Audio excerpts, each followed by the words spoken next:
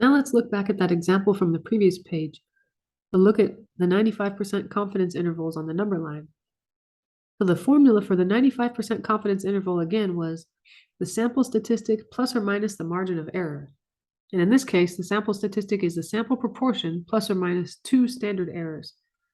The lower end of the confidence interval is using the minus sign in that formula.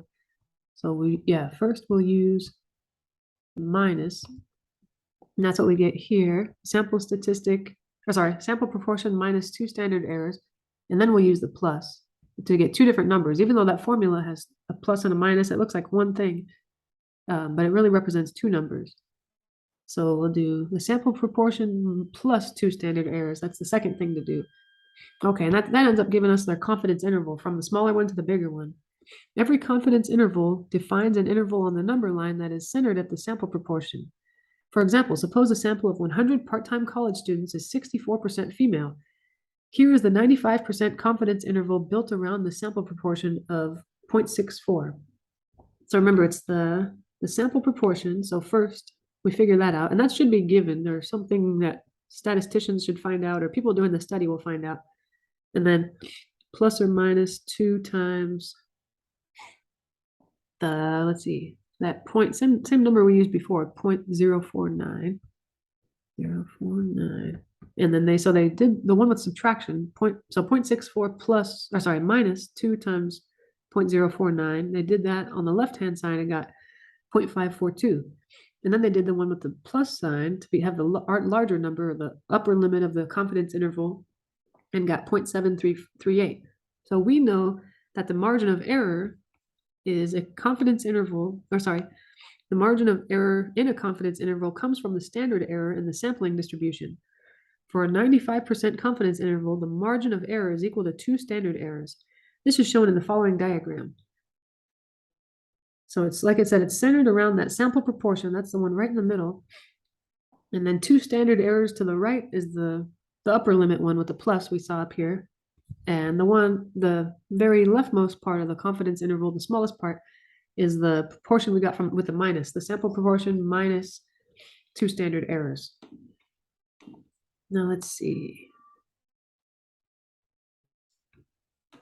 Now the width of the confidence interval, let's see, is the same as the width of the middle 95% of the sampling distribution. The next diagram illustrates the relationship.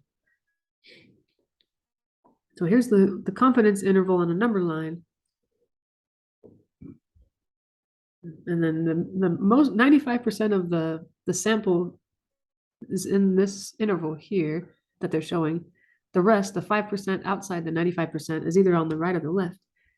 But the confidence interval here is the same width, even though it only goes from, I forget what the number was above, 0.59 or something, all the way to 0.7 something.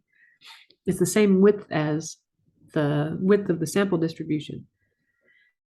Now, when does a 95% confidence interval contain the true population proportion? If the sample proportion has an error that is less than 2 standard errors, then the 95% confidence interval built around the sample proportion will contain the population proportion.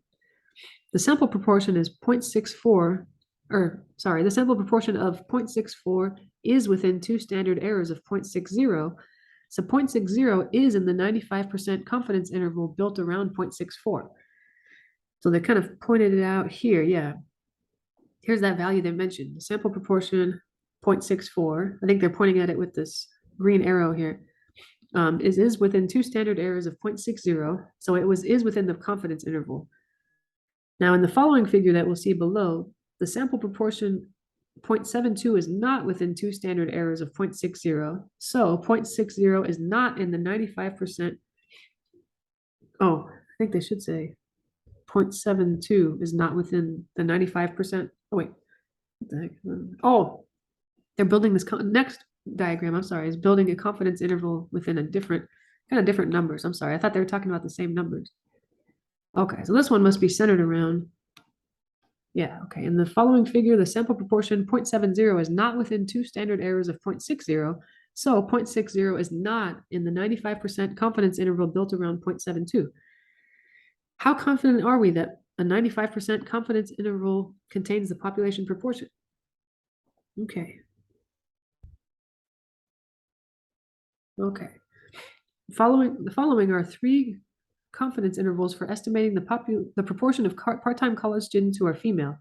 We are confident that most of the intervals will contain the population proportion, like the green intervals shown here, but some will not contain the population proportion, like the red intervals shown here.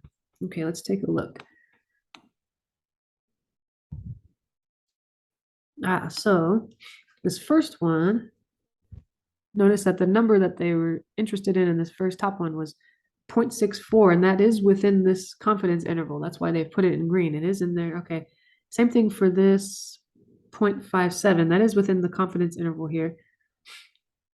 But 0.72, which we mentioned earlier, is not within that confidence interval. It's outside of it. Because, yeah, it doesn't line up nicely. Okay. When the margin of error is two standard errors, about 95% of confidence intervals contain the population proportion. Of course, we don't know the population proportion, which is why we want to estimate it with a confidence interval. In reality, we cannot determine if a specific confidence interval does or does not contain the population proportion. That's why we state a level of confidence. For these intervals, we are 95% confident that an interval contains the population proportion. In other words, 95% of random samples of this size will give confidence intervals that contain the population proportion. The sad news is that we'll never know if a particular interval does or does not contain the unknown population proportion.